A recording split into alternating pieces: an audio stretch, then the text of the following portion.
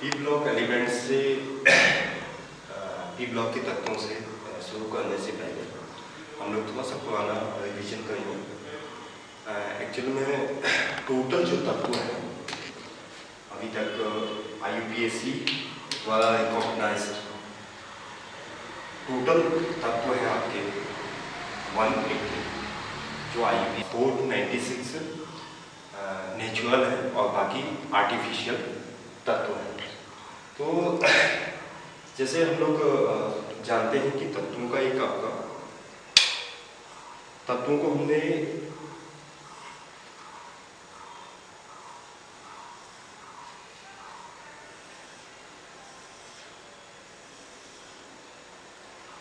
चार ब्लॉकों में आपका डिवाइड किया है। पहला हम लोगों का है S ब्लॉक के तत्व, दूसरा है हमारा P ब्लॉक के तत्व,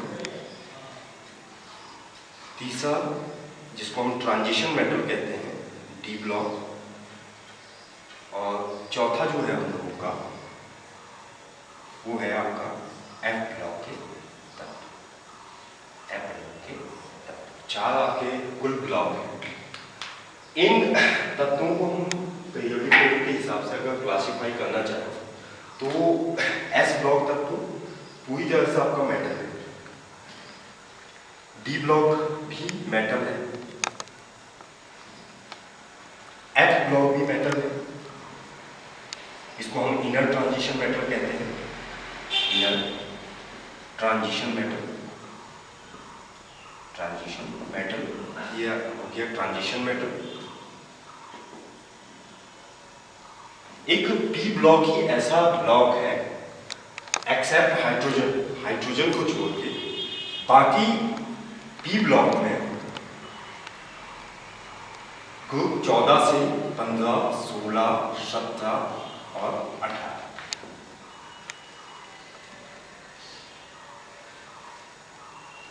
13, 14, 15, 16, 17, 18 6 जो समूह है वो P ब्लॉक में आते हैं।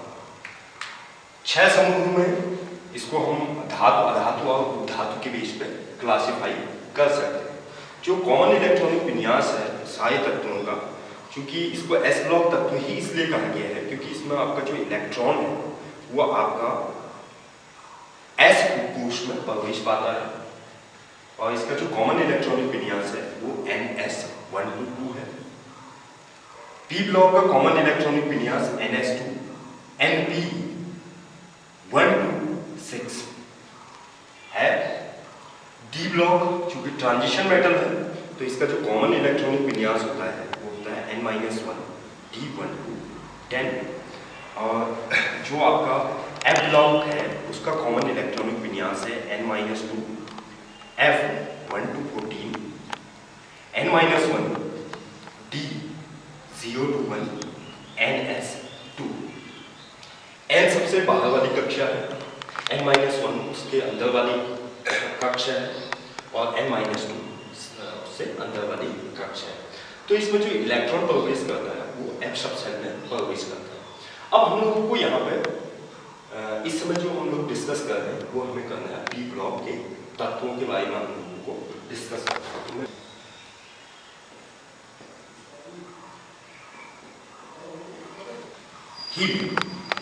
हीलियम को छोड़, हीलियम का जो इलेक्ट्रॉनिक विन्यास होता है वो होता है आपका 1s2 2s2, जिसमें आपका p ऑर्बिटल p सबसेट नहीं पाई जाती। तो जब हम p ब्लॉक एलिमेंट्स की बात करते हैं तो p ब्लॉक एलिमेंट्स में समूह 13, 14, 15, 16, 17 और 18 ये आपका 6 समूह आपका P ब्लॉक में उपस्थित होते हैं। 13 जो समूह है, 13 समूह में boron, aluminium, gallium, indium, thallium ये तत्व हैं। 14 में carbon, silicon, germanium, stannous, lead ये तत्व आते हैं। 15 में हम इसको नाइट्रोजन फैमिली भी बोलते हैं, nitrogen, phosphorus, arsenic, antimony and bismuth. 16 समूह में ऑक्सीजन, सल्फर, सेलेनियम, हेलोनियम और पोलोनियम, ये तत्व है। 17 में इसको हेलोजन फैमिली कहा जाता है। Fluorine, chlorine, bromine, iodine and ये है। 18 में इसको इनर्ट गैस समूह या नोबल गैस समूह कहा जाता है। इसमें helium, neon, argon, krypton, xenon और रेडॉन, ये तत्व है। अब जब हम इसमें बात करते हैं तो मैं पूरा पी ब्लॉक तत्वों को लेके चल रहा हूँ। Group 13, group 14, group 15, group 16, group 17 और ग्रुप 18। हम लोगों ने इसमें पहले भी आपका डिस्कस किया है कि 13 और 14 ये 11th की क्लास में डिस्कस कर चुके हैं। अब यहाँ पे ग्रुप 15, 16, 17 और 18 तीन आपके ग्रुप हैं। तो सबसे पहले हम इन जो टोटल तत्व हैं टी ब्लॉक के, इनको आपका धातु, अधातु और उपधातु में आपका चेंज कर दें। तो जब हम धातु, अधातु, धातु की बात करते हैं तो यहाँ से आपका हल्का सा क्रॉस लाइन है।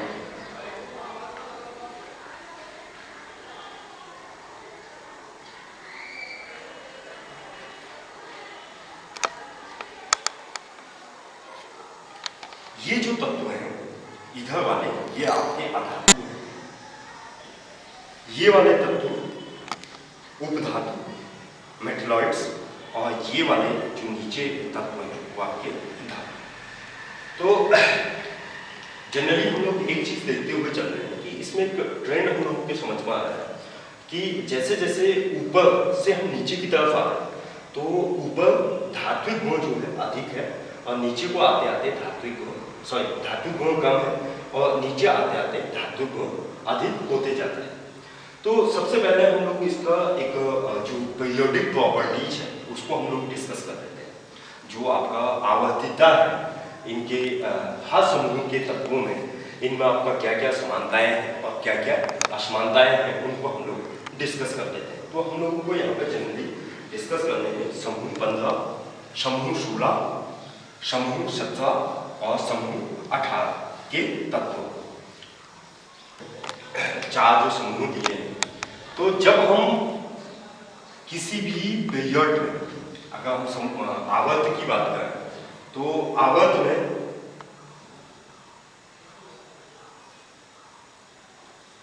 लेफ्ट टू राइट, यानी आपका लेफ्ट टू राइट हम मूव करते हैं तो इसके जो गुण हैं उनमें एक आवर्तिता पाई जाती है, एक निश्चित क्रम में परिवर्तन पाया जाता है। तो हम जैसे आपका लेते हैं, सबसे पहले हमने लिया एटॉमिक रेडियस या ionic radius, ionic radius, atomic radius और आयनिक रेडियस। तो एटॉमिक और आयनिक रेडियस पीरियड्स आवर्त में बाएं से दाएं जाने पर, बाएं से दाएं जाने पर, बाएं से दाएं आपका है नाइट्रोजन, ऑक्सीजन, फ्लोरीन और नियॉन। नाइट्रोजन, ऑक्सीजन, फ्लोरीन में परमाणु त्रिज्या डिक्रीजेस, परमाणु त्रिज्या में कमी होती है, क्योंकि जो इफेक्टिव न्यूक्लियर चार्ज है वो नाइट्रोजन से फ्लोरीन की तरफ जाने पर इफेक्टिव न्यूक्लियर चार्ज बढ़ता है और इफेक्टिव न्यूक्लियर चार्ज बढ़ने से जो इलेक्ट्रॉन है, बाहरी कक्षा का जो इलेक्ट्रॉन है वो आपका अंदर की तरफ खींच जाता है, जिससे एटॉमिक जो त्रिज्या है उसमें आपकी क्या होती है, कमी होती है। एक्चुअल में नाभिकीय चार्ज जैसे जैसे बढ़ेगा, जैसे हमने नाइट्रोजन का देखा तो नाइट्रोजन का जो एटॉमिक नंबर है वो है आपका 7, 8, 9 और 10। तो 7, 8, 9, 10 में आप जैसे जैसे जाते हैं तो नाभिक में चार्ज उसी अनुपात में बढ़ता है। उसी अनुपात में बढ़ने की वजह से जो इफेक्टिव न्यूक्लियर चार्ज है उसका मान लगातार आपका बढ़ रहा है, जिससे एटम का साइज आपका लगातार छोटा होते जाता है, बाहरी इलेक्ट्रॉन का जो अट्रैक्शन है वो आपका अधिक होगा। लेकिन जब हम नाइट्रोजन से नीचे आते हैं, फास्फोरस, आर्सेनिक, एंटीमनी और बिस्मिथ तक जब हम आते हैं तो हम एक ट्रेंड पाया जाता है, क्योंकि न्यूक्लियर चार्ज बढ़ रहा है, नाइट्रोजन 7, तो न्यूक्लियर चार्ज बढ़ेगा, नाभिक पे धनावेश की मात्रा बढ़ेगी, किंतु नाभिक पर धनावेश के बढ़ने के साथ साथ जो स्क्रीनिंग इफेक्ट, यानी जिसे हम कहते हैं शील्डिंग इफेक्ट, नंबर ऑफ कक्ष बढ़ने की वजह से जो शील्डिंग इफेक्ट है वो भी आपका बढ़ते जाता है। शील्डिंग इफेक्ट बढ़ने की वजह से जो इफेक्टिव न्यूक्लियर चार्ज सबसे बाहरी कक्षा में होगा वो आपका कम लगेगा। कम लगने से लगातार नाइट्रोजन से जैसे जैसे आप बिस्मिथ की तरफ आएंगे तो आपका एटॉमिक जो रेडियाई, जो परमाणु की त्रिज्या है, उसमें आपका लगातार वृद्धि होगी। ये जो ट्रेंड है ये आपका ग्रुप 16 में भी चलता है, ऑक्सीजन, सल्फर, सेलेनियम, टेलोनियम, पोलोनियम। तो ऑक्सीजन का जो एटॉमिक रेडियाई होगी वो सबसे कम होगी, सल्फर की उससे ज़्यादा, सेलेनियम की उससे ज़्यादा, टेलोनियम की उससे ज़्यादा और पोलोनियम की सबसे ज़्यादा। इसी तरह से हैलोजन की बात करें तो फ्लोरीन की जो एटॉमिक रेडियाई है वो सबसे कम है, क्लोरीन की उससे ज़्यादा, ब्रोमीन की उससे ज़्यादा, आयोडीन की उससे ज़्यादा, की सबसे ज़्यादा। इसी टाइप से इनर्ट गैसेस में हम देखते हैं, इनर्ट गैसेस में भी हमें इसी तरह का ट्रेंड दिखता है। अब हम अगला जो आते हैं वो आते हैं आपका एटॉमिक रेडियाई के बाद सेकंड जो प्रॉपर्टीज वो है आपका आयनाइजेशन पोटेंशियल। आयनाइजेशन पोटेंशियल या इसको हम आयनाइजेशन एंथैल्पी भी कह सकते हैं, पोटेंशियल या आयनाइजेशन एंथैल्पी। Ionization enthalpy. जब हम आयनाइजेशन एंथैल्पी की बात करें, आयनाइजेशन पोटेंशियल की बात करें, सबसे पहले हम आयनाइजेशन एंथैल्पी है क्या इसको आपका डिस्कस कर लेते हैं।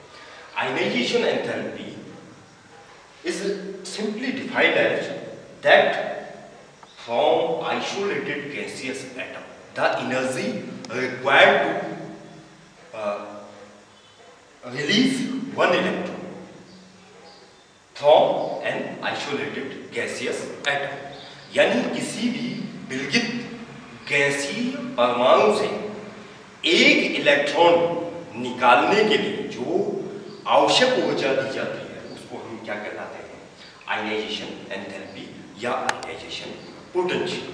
तो आयनाइजेशन पोटेंशियल का जो ट्रेंड है वो 15, 16, 17, 18 ग्रुप में हम जब बात करें तो जब हम बाएं से दाएं की तरफ जाते हैं तो हमने एक चीज देखी कि नाइट्रोजन से फ्लोरीन तक जब हम लोग आए तो लगातार एटॉमिक साइज में कमी आती है, एटॉमिक साइज में लगातार कमी आती गई।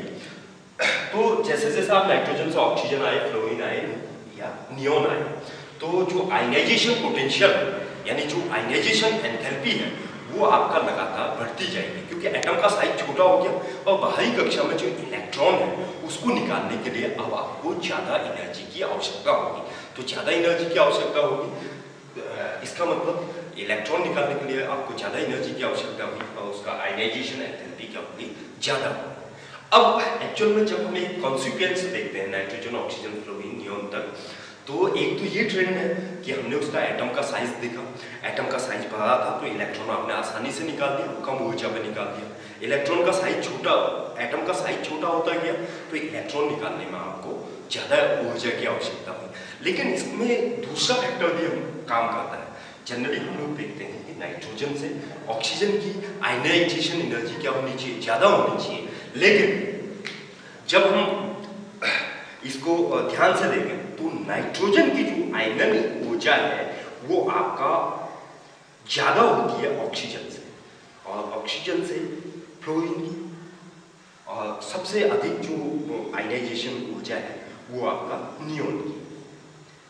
यहाँ पे जो ट्रेंड हम लोग देख रहे हैं ये ट्रेंड एटॉमिक केवल परमाणु त्रिज्या पर आपका डिपेंड नहीं कर, उसके साथ साथ एक कंडीशन और है कि जो नाइट्रोजन का जो इलेक्ट्रॉनिक विन्यास है वो आपका 1s2, 2s2, 2p3 है, जिसमें p में अधिकतम इलेक्ट्रॉन 6 रह सकते हैं, लेकिन इसमें कितने हैं, 3।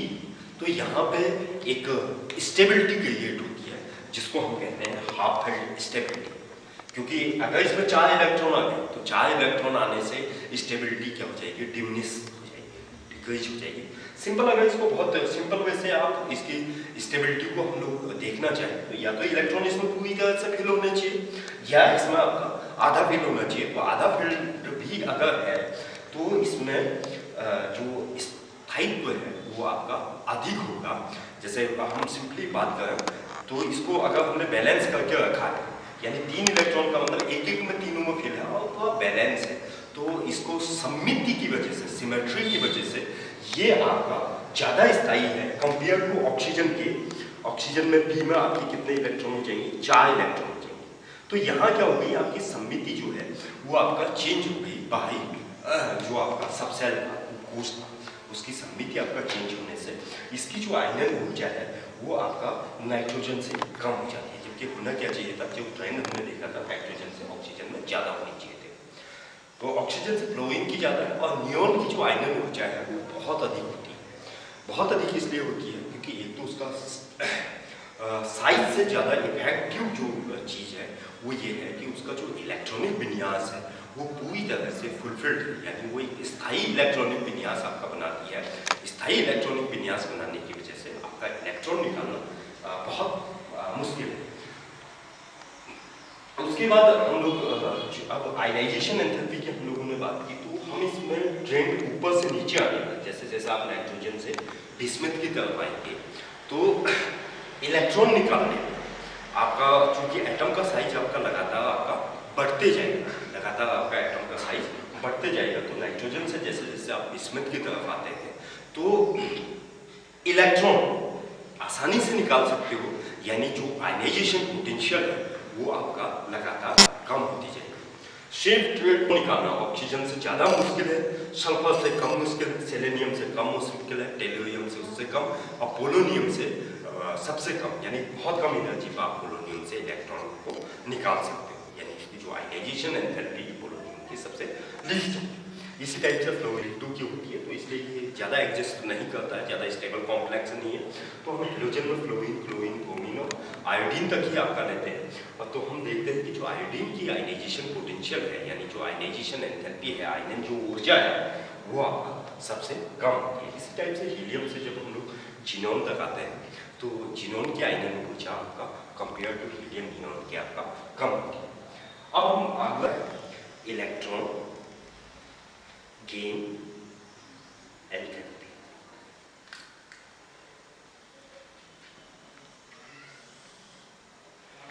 एक चीज का हमेशा ध्यान रखना, जो आयनाइजेशन पोटेंशियल ये जो प्रोसेस है ये एंडोथर्मिक होती है, यानी जो हम बात कर रहे हैं ज़्यादा ऊर्जा लगने की, यानी जो ऊर्जा की मात्रा होगी वो आपका क्या होगी, हमेशा प्लस मान होगी। और लेकिन जब हम इलेक्ट्रॉन गेन एंथैल्पी की बात करते हैं तो इलेक्ट्रॉन गेन एंथैल्पी में हमको जो ऊर्जा मिलती है हम उसकी बात करते हैं, ठीक है। तो सबसे पहले हम इलेक्ट्रॉन गेन एंथैल्पी, या इसी को कॉमन भाषा में कहते थे इलेक्ट्रॉन एफिनिटी, इलेक्ट्रॉन एफिनिटी,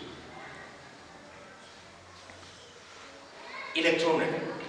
तो जब हम नाइट्रोजन से फ्लोरीन की तरफ, इसको इनर्ट गैसेस को हम छोड़ देते हैं क्योंकि इनर्ट गैसेस का आपका इलेक्ट्रॉनिक विन्यास क्या है आपका ऑलरेडी आपका कंप्लीटली फिल्ड है, कंप्लीटली भरा हुआ है। तो इसमें जो इलेक्ट्रॉन है, इलेक्ट्रॉन आने का या इलेक्ट्रॉन यहाँ से निकालने के लिए भी आपको बहुत ज़्यादा ऊर्जा देनी पड़ेगी और इसमें इलेक्ट्रॉन प्रवेश कराते समय भी आपको ऊर्जा देनी पड़ेगी। तो इसलिए हम इसको छोड़ रहे हैं। हम यहाँ से आपका 15, 16, 17 ग्रुप की हम यहाँ पे जनरली बात कर रहे हैं। तो जब हम सबसे पहले इलेक्ट्रॉन गेन एंथैल्पी है क्या, तो इलेक्ट्रॉन गेन एंथैल्पी को सिंपल आपका एक लाइन में आपका डिफाइन किया जा सकता है कि द एनर्जी रिलीज्ड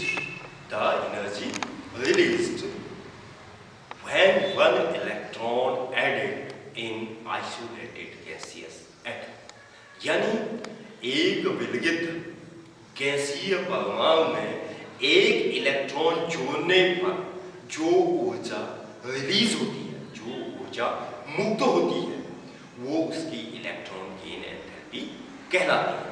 तो यहाँ पर रिलीज होने की बात कर रहे हैं तो जो एनर्जी का जो साइन है वो आपका अपने आप किसमें आ जाएगा, निगेटिव, क्योंकि ये प्रोसेस क्या है, एक्सोथर्मिक, यानी ऊष्मा छेपी है, ऊष्मा आपका निकालने में। तो ऊष्मा निकालने में जो इलेक्ट्रॉन गेन एंथैल्पी है, इसको हम आपका निगेटिव के टर्म्स में आपका लेते हैं। तो जैसे हम इलेक्ट्रॉन गेन एंथैल्पी की बात करें तो नाइट्रोजन ऑक्सीजन फ्लोरीन में जब हम लोग जाते हैं तो हम लोग ट्रेंड पाते हैं कि नाइट्रोजन से जैसे ऑक्सीजन में गए, ऑक्सीजन के बाद जैसे फ्लोरीन में गए, तो इलेक्ट्रॉन गेन एंथैल्पी आपका लगातार क्या होनी चाहिए, बढ़नी चाहिए, लगातार आपका बढ़नी चाहिए, क्योंकि नाइट्रोजन से ऑक्सीजन और फ्लोरीन में जाने में एटम का साइज आपका क्या होता है, धीरे धीरे छोटा होते जाता है। लेकिन यहाँ पे फ्लोरीन की जो इलेक्ट्रॉन गेन एंथैल्पी है वो कायदे से आपका बहुत अधिक होनी चाहिए, ठीक है नहीं, लेकिन ये ट्रेंड यहाँ पे नहीं दिखता है। जैसे हम फ्लोरीन से क्लोरीन ब्रोमीन आयोडीन की तरफ आते हैं, बाकियों में यही ट्रेंड दिखेगा, ऑक्सीजन सल्फर सेलेनियम टेलोनियम पोलोनियम में यही ट्रेंड दिखेगा कि इलेक्ट्रॉन गेन एंथैल्पी डिक्रीज होती जाएगी, यहाँ भी इलेक्ट्रॉन गेन एंथैल्पी डिक्रीज होती जाएगी।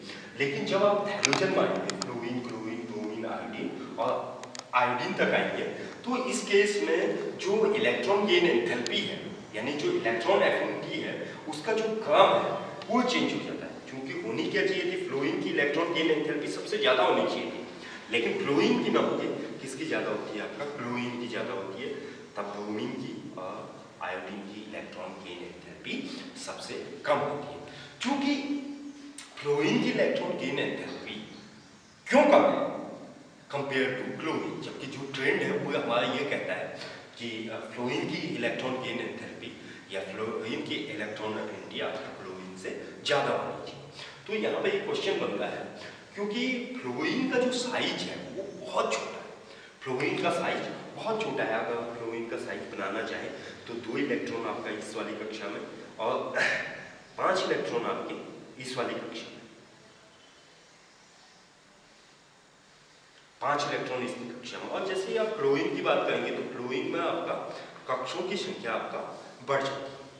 तो 5 इलेक्ट्रॉन आपका 1 2 3 4 5, तो जो इलेक्ट्रॉन है कक्ष, चूंकि एटम का साइज यहाँ बढ़ गया और यहाँ एटम का साइज क्या है, कम है, तो जो बाहर से आने वाला इलेक्ट्रॉन है, तो बाहर से जैसे ही यहाँ से आपका इलेक्ट्रॉन आएगा, तो इलेक्ट्रॉन आएगा, चूंकि इन दोनों के बीच की जो डिस्टेंस है, इन के बीच की जो दूरी है, जो इलेक्ट्रॉनों का डिस्ट्रीब्यूशन है, वो आपका एटम साइज का बहुत छोटा होने की वजह से पास पास उसका डिस्ट्रीब्यूशन होगा।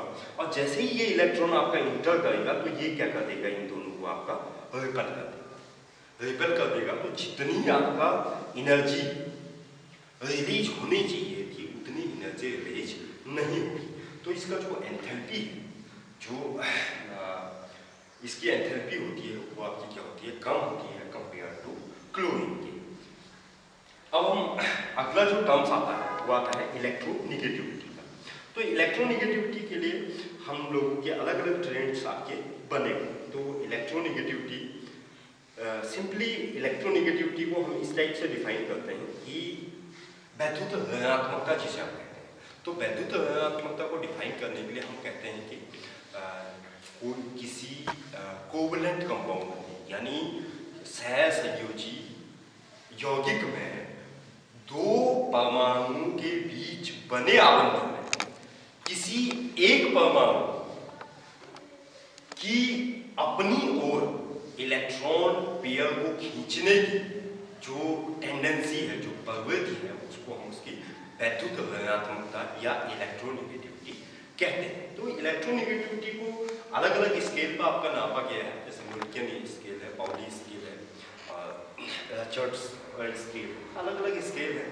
तो अलग अलग स्केल में मैं एक बहुत कॉमन सा आपको स्केल बता रहा हूँ, जिसमें हम लोग जनरली क्या करते हैं कि आयनन ऊर्जा और जो इलेक्ट्रॉन गेन एंथैल्पी है, इन दोनों का एवरेज निकाल लेते हैं और उसके बेस पर जनरल आपका एक इलेक्ट्रोनिगेटिविटी का आपका ट्रेंड निकालते हैं। क्योंकि इसको आप एटॉमिक त्रिज्या से भी आपका रिलेट किया जा सकता है कि आपका एटम का साइज आपका छोटा होते गया, तो एटम का साइज जैसे जैसे आपका छोटा होते गया तो इलेक्ट्रॉन को जो गेन करने की जो पावर है वो आपकी क्या होगी, आपकी बढ़ जाएगी। तो हम देखा कि नाइट्रोजन से जैसे जैसे आप फ्लोरीन की तरफ जाएंगे तो इसकी इलेक्ट्रोनिगेटिविटी आपका इंक्रीज होती जाती है, और नाइट्रोजन से जैसे आप नीचे को आएंगे बिस्मिथ तक तो इनकी जो इलेक्ट्रोनिगेटिविटी है वो कम होती जाएगी।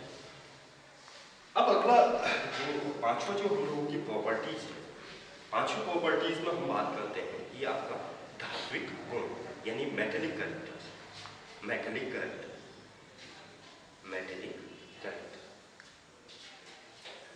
तो जब हम धात्विक गुणों की बात करते हैं तो धात्विक गुण सीधे सीधे धातु से मतलब यह है कि उसकी इलेक्ट्रोपॉजिटिविटी, किसी भी तत्व की इलेक्ट्रोपॉजिटिविटी यानी उसकी इलेक्ट्रोनिगेटिविटी जितनी कम होगी उसकी इलेक्ट्रोपॉजिटिविटी उतनी अधिक होगी। तो यानी जिस्म का आपका आयनन ऊर्जा का यानी जिससे आप इजीली आपका इलेक्ट्रॉन को रिमूव कर सकते हैं वो उतना अच्छा धातु माना जाता है, या उसको उतना अच्छा धातु गुण आपका माना जा सकता है। तो हमने जैसे आयनन ऊर्जा के केस में देखा या एटम के साइज के केस में हम लोगों ने देखा, तो जब हम नाइट्रोजन से बिस्मुथ की तरफ आपका आते हैं, नाइट्रोजन से बिस्मुथ की तरफ हम आते हैं तो नाइट्रोजन फास्फोरस तो प्योरली आपके अधातु आर्सेनिक, और एंटीमनी जो है वो आपका मेटलॉइड्स यानी उपधातु है, और बिस्मुथ आपका धातु है, क्योंकि ये इसकी आयनन जो ऊर्जा होती है वो आपका सबसे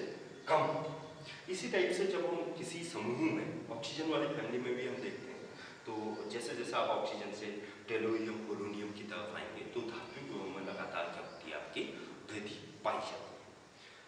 अब जो मेटेलिक कैरेक्टर्स है, जो धात्विक गुण है, उसके बाद हम इसकी कॉमन जो ऑक्सीडेशन स्टेट है या जो कॉमन केमिकल प्रॉपर्टीज है उन पर हम लोग डिस्कस कर लेते हैं। यहाँ पर हम लोगों ने कंपेयर कर लिया 15, 16, 17 और 18 सारे ग्रुपों को हम लोगों ने कंपेयर कर लिया। अब हम आते हैं इनकी जो कॉमन जो आपका कंपाउंड्स है, तो खासकर हम लोग यहाँ पर सबसे पहले चूंकि आपका जो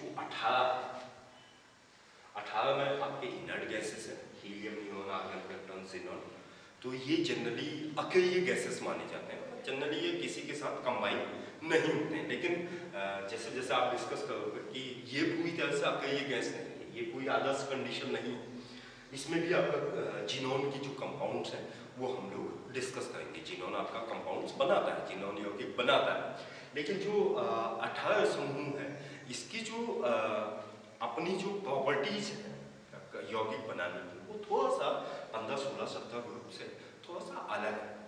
तो इसलिए हम लोग इसको थोड़ा सा डिस्कस कर लेते हैं। एक जो है इसके भौतिक गुणों पर हम लोग थोड़ा डिस्कस कर रहे हैं, थोड़ा फिजिकल प्रॉपर्टीज हम लोग पी ब्लॉक एलिमेंट्स की पहले डिस्कस कर लेते हैं। फिजिकल, तो फिजिकल प्रॉपर्टीज में जैसा हम लोगों ने अभी थोड़ी देर पहले डिस्कस किया कि फिजिकल प्रॉपर्टीज में जो जनरली जो यहाँ पे काम करता है वो आपका काम करता है वंडर वाल्स पर, वंडर वाल्स पर। तो जैसे जैसे हम सबसे पहले ग्रुप 15 की हम बात करें तो ग्रुप 15 में हम देखते हैं कि नाइट्रोजन, फास्फोरस, आर्सेनिक, एंटीमनी और बिस्मुथ। तो नाइट्रोजन गैस है, उसके अलावा जो फास्फोरस, आर्सेनिक और एंटीमनी और बिस्मुथ है ये सारे ही आपके ठोस तत्व, ये सारे ही ठोस तत्व है। इसी टाइप से ऑक्सीजन फैमिली में हम लोग बात करें तो ऑक्सीजन में जो भौतिक अवस्था है तो ऑक्सीजन आपका गैस है, बाकी सल्फर, सेलेनियम, टेलोनियम, पोलोनियम ये सारे आपके ठोस है। लेकिन 17 ग्रुप की जब हम बात करें तो फ्लोरीन गैस है, ब्रोमीन एक ऐसा पी ब्लॉक का तत्व है जो द्रव अवस्था में रहता है, बाकी आयोडीन आपका ठोस अवस्था में है। उनकी हम लोगों ने बात की तो ऑस्टीन की, तो ऑस्टीन में ये है कि ये आपका रेडियो एक्टिव सब्सटेंस है और इसकी जो लाइफ टाइम है वो आपका बहुत कम होता है। बाकी जो 18 समूह के तत्व है ये आपका टोटल गैस है। तो ये इनकी भौतिक अवस्थाएं थी।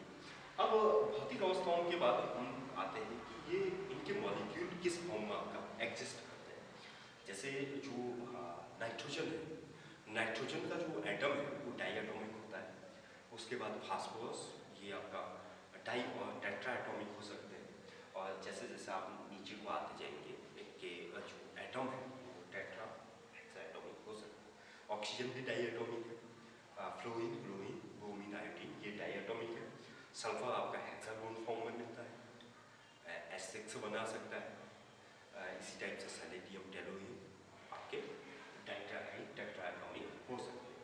तो जैसा हम लोगों ने इसकी बात की, इसके भौतिक अवस्थाओं की जब हम लोग बात करते हैं तो हम लोग को ये पाते हैं कि जैसे नाइट्रोजन है तो नाइट्रोजन का साइज बहुत छोटा होने की वजह से इसमें जो वंडर वाल्स प्रोसेस है वो आपका कम आपका लगता है। दूसरा जो रीजन है इसका गैस होने का वो ये है कि नाइट्रोजन और नाइट्रोजन आपका आपस में मजबूत पी पाई बॉन्ड फॉर्मेशन करते हैं। और नाइट्रोजन की जो बॉन्ड एनर्जी है वो आपका काफ़ी अधिक है, लगभग आपका 948 किलो जूल पर मोल के आसपास आपका इसकी बॉन्ड एनर्जी है। क्योंकि नाइट्रोजन के एटम्स छोटे हैं और डी ऑर्बिटल की उसमें आपकी अनुपस्थिति पाई जाती है, तो नाइट्रोजन जो है इजीली आपका ट्रिपल बॉन्ड आपका फॉर्मेशन कर देता है, पी पाई बॉन्ड फॉर्मेशन कर देता है।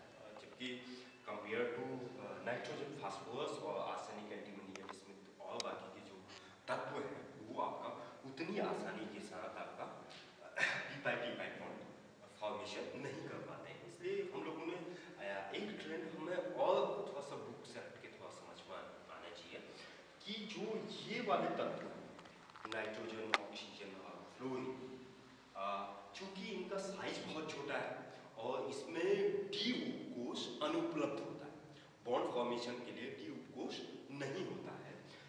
नाइट्रोजन में हम जब बात करें तो नाइट्रोजन के electronic configuration 1s2 2s2 2p3 है नाइट्रोजन का। ऑक्सीजन की हम बात करें तो 1s2 2s2 2v4 और फ्लोरीन की हम बात करें तो 1s2 2s2 2p5। तो हम लोग ये देख रहे हैं कि अगर आपने क्वांटम संख्याएं आपका पढ़ी होगी तो एल की वैल्यू एन के ही इक्वल हो सकती है। तो इसमें चांस नहीं, इनमें पॉसिबिलिटीज नहीं कि जो सेकंड वाला जो कक्ष है उसमें आपका दो ही उपकोष पॉसिबल है, दो ही उपकोष आपका एस और पी वाले दो ही उपकोष पॉसिबल हो सकते हैं। डी उपकोष इसमें उपस्थित नहीं होता है। तो डी उपकोष उपस्थित नहीं होने की वजह से ये थोड़ा सा बाकी जो समूह के तत्व हैं उनसे एनामोलस जो प्रॉपर्टीज है उसको शो करते हैं। पहली जो इनकी सबसे एनामोलस प्रॉपर्टीज ये है तो नाइट्रोजन और ऑक्सीजन, चूंकि इसको 3 इलेक्ट्रॉन चाहिए बाहरी कक्षा में और इसको 2 इलेक्ट्रॉन चाहिए, तो ये इजीली आसानी के साथ आपका पी पाई बॉन्ड फॉर्मेशन कर देते हैं। और पी पाई बॉन्ड फॉर्मेशन कर देते हैं तो ऑक्सीजन भी आपका डबल बॉन्ड के साथ ऑक्सीजन के साथ अटैच हो जाता है, O2 आपका बना देता है और जिससे ये दोनों ही आपकी क्या होते हैं गैसीय अवस्था में आपकी पाई जाती है। जबकि जैसे जैसे आप नाइट्रोजन से नीचे को आओगे, फास्फोरस आओगे, तो फास्फोरस का जो इलेक्ट्रॉनिक विन्यास है वो है आपका 1s2 2s2 2p3 2p6 3s2 3p3, but 3d0 3d is also possible here. यहाँ पर आपका 3d पॉसिबल हो सकता है। तो चूंकि इलेक्ट्रॉन तो